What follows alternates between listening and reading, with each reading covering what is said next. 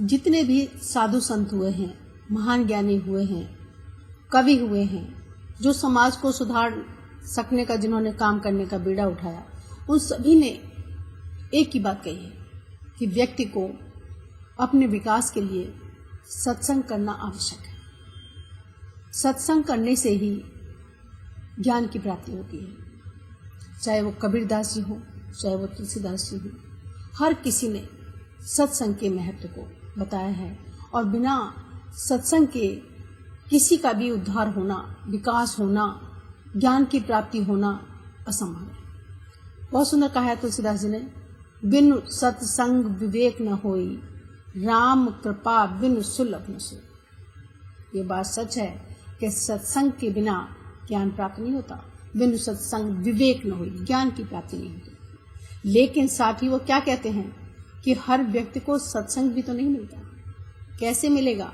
जब ईश्वर की कृपा होगी तभी सत्संग प्राप्त करने का अवसर मिलेगा। हर किसी को नहीं मिलता, क्योंकि हर किसी पर ईश्वर की इतनी कृपा नहीं होती। बिनु सत्संग विवेक न होई, राम कृपा बिनु सुलभ न सोई। बिना ईश्वर की कृपा के लिए संभव नहीं है।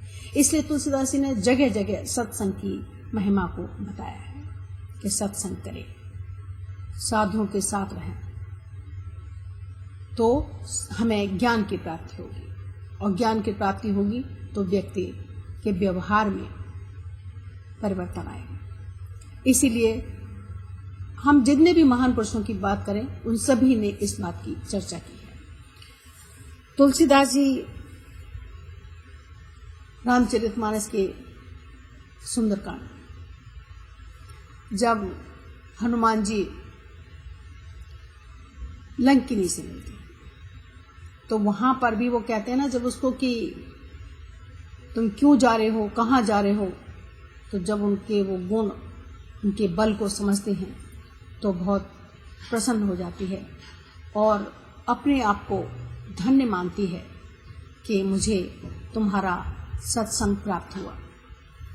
बहुत सुंदर बात की है यहाँ पर कि तात स्वर्ग अपवर्ग सुख, धैर्य तुला एक अंग, तूल न ताहि सकल मिले, जो सुख लव सत्संग। तात स्वर्ग अपवर्ग सुख। स्वर्ग 7 प्रकार के माने जाते हैं, अपवर्ग सर्वश्रेष्ठ स्वर्ग होता है।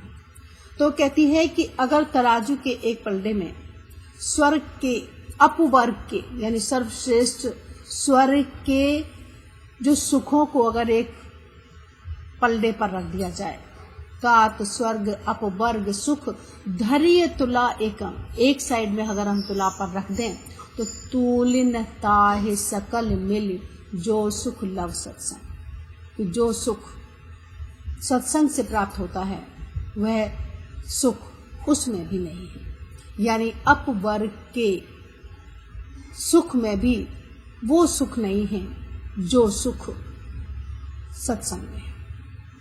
अपने आप को धन्य मानती है कि मुझे तुम्हारा सत्संग मिला। और क्यों माना कि सत्संग का महत्व ज्यादा है?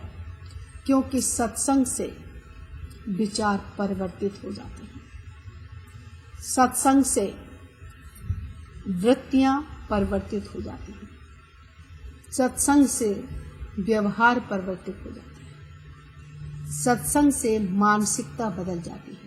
कहते हैं हृदय परिवर्तन, यानी कि जो पापी हैं वो भी पुण्य कार्य करने लगते हैं, जो बुरे कार्य करने वाले हैं वो भी अच्छे कार्य करने लगते हैं। तो इसलिए सत्संग का महत्व यहाँ पर तुलसीदास जी ने कितना बताया, स्वर्ग के सुख से भी ज्यादा है। इसलिए वो सत्संग को बहुत बड़ा कारण मानते हैं मनुष्य के विकास के, कि सत्संग करें, बिना सत्संग के कुछ भी संभव नहीं है।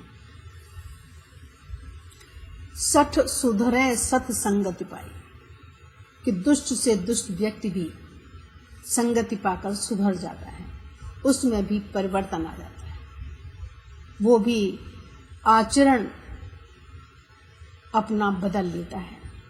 इसलिए सठ सुधरे, जो दुष्ट है वो भी सत्संगति में आकर के बदल जाते हैं।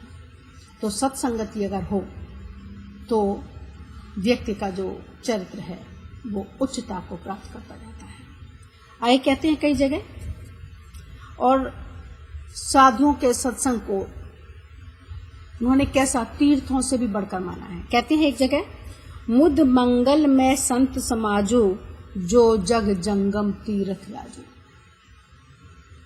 कि साधु संतों का समागम कैसा है, तीर्थों को प्राप्त करने जैसा है, तीर्थों में जाने जैसा है। जैसे लोग तीर्थों में जाते हैं अपने आप को शुद्ध करने के लिए, पवित्र करने के लिए, अपने आप को पुण्य बनाने के लिए, तो कहते हैं ज्यों जग जंगम तीर्थ राजो। कि साधुओं का संग कैसा है, जैसे तीर्थों में जाने के संग। पवित्रता आपके अंदर ला देता है, आपके भावों को परिवर्तित कर देता है।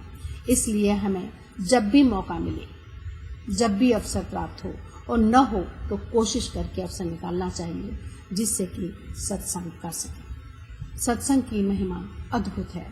आगे एक जगह कह रहे हैं, बड़ी सुंदर रचना है, गगन चढ़े रज पवन प्रसंगा, कीचह मिले नीच जल संगा। कि अगर सत्संग मिलता है तो व्यक्ति अपने आप ऊंचा उड़ जाता है।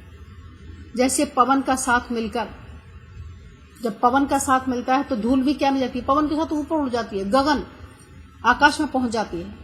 और जब वही नीचे है मिले, जब नीचे जल में मिल जाती है, नीच रूप यहाँ पर, तो वो कीचड़ बन जाती है। तो क्या है, सत्संग में रहने से उतार और चढ़ाव आ जाता है। एक जगह बड़ा सुंदर कहा उन्होंने कि धूम कुसंगत कारिक होई, लिखिए पुराण मंजु मस सोई। कालिक कैसी हो जाती है कि धूम जो कुसंगति में पड़ जाता है, तो कैसे धूम कुसंगत कारिक होई। कुसंगत में पड़कर तो काला काला हो जाता है, दूर भागते लोग कि इसके पास आए तो काले हो जाएंगे। लेकिन वही काला स्याही बन जाता है तो वह पुराण लिखने के काम आता है। ये सत्संग का असर है। चीज़ वही है, कालिक ही है, कालापन ही है, लेकिन वह सत्संग का महत्व है कि वह पुराणों में लिखकर कितनी पवित्र और पूजनीय बन जाती है। तो सत्संग का ये प्रभाव है। बहुत सुंदर एक जगह कही, बड़े भाग्य पाई सत्संगा, विनय प्रयास होए भवभंगा। सत्संग का ये महत्व है कि बिना प्रयास के ही मनुष्य इस भवसागर को पार कर जाता है। ज्ञान की प्राप्ति, बिना प्रयास के ज्ञान की प्राप्ति हो जाती है। बिना प्रयास के सत्य को समझने लगता है, क्योंकि सत्संग उसे सिखा देता है कि वास्तविकता क्या है, हकीकत क्या है, सत्य क्या है। और वो सत्संग के माध्यम से इन चीज़ों को अनुभव कर लेता है। कहते हैं अनुभव भूत जो ज्ञान होता है वह स्थिर होता है, वह परिवर्तित लाने वाला होता है। सिर्फ पढ़ने मात्र से कोई ज्ञानी नहीं बनता। जब तक कि वो आपके अनुभव जन्य न हो, यानी आपके अनुभव से न गुजरे, तब तक उसका प्रभाव नहीं होता। जब और सत्संग में क्या होता है कि सत्संग में आप उस अनुभव से गुजरते हैं। एक अंतिम बात कहूंगी, जब लग काल करिए सत्संगा, तब है होए सब संशय भंगा। बहुत सुंदर बात की उत्तरकांड से पंक्तियां ये ली है चौपाई कि सत्संग करते हैं तो भवभंगा, जो सांसारिक माया मोह वगैरह हैं वो दूर हो जाते हैं। और अगर सत्संग नहीं करते, जब कछुकाल, थोड़े दिनों तक भी अगर आप सत्संग करते हैं, कहा गया है कि जब कछुकाल, प्रश्न बात कि जब कछुकाल करिए सत्संगा, तभी हो सब संशय भंगा। जो संशय मन में उठते हैं, बार बार जो प्रश्न उठते हैं, बार बार जो अविश्वास की भावना होती है, वो कैसे दूर होती है कि कछुकाल, आप यही नहीं कि संपूर्ण जीवन ही सत्संग में निकालें, बल्कि कछुकाल थोड़े समय के लिए भी अगर सत्संग करते हैं तो जो विचार हैं, जो संशय जन्य विचार हैं, वो विचार आपको दूर हो जाते हैं, आप सत्य को समझने लग जाते हैं। और ज्ञान की जब प्राप्ति होती है तो संशय दूर हो जाते हैं। जैसे मैंने ऊपर कहा कि संशय सुबह उड़ावनहार, कि भगवान की जो कथा है वो संशय रूपी पक्षियों को उड़ाने वाली है। वही बात यहाँ पर है कि जब आप सत्संग करेंगे तो जो आपके अंदर शंकाएं पैदा होती हैं वो शंकाएं भी नष्ट हो जाएंगी, वो भी दूर हो जाएंगी। और वो किससे संभव है? सत्संग से। इसलिए जब भी मौका मिले, अवसर निकालें, कोशिश करें, सत्संग अवश्य करें, क्योंकि वही ज्ञान को देने वाला है, समझाने वाला है, सत्य से रूबरू कराने वाला है।